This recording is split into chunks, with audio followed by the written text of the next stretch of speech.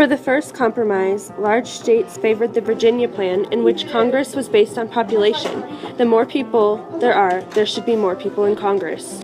The small states said that we support the New Jersey Plan. All states should have the same number of representatives in Congress to make it fair.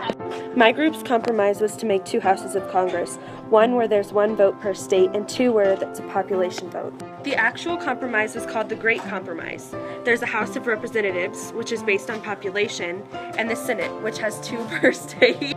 Another compromise is where southern states wanted, when a census, a count of people were taken, determine how many representatives each state in Congress would have, the slaves would be included in the count. In the northern states, they thought that slaves should not be counted because they are not citizens and have no political rights. Our compromise is that 1/2 of the slaves would count towards the population and the other half would not. The actual compromise is called the 3/5 Compromise, where every 3 out of 5 slaves were counted.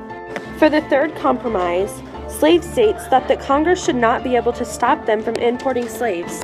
The free states said that limits should be placed on the number of slaves being brought into the United States. Our compromise is that the amount being imported is limited, but the amount you're able to own is unlimited. The actual compromise is called the Slave Trade Compromise, where they would limit slave trade after 20 years. For the fourth compromise, agricultural states thought that Congress should not be able to tax imports and exports.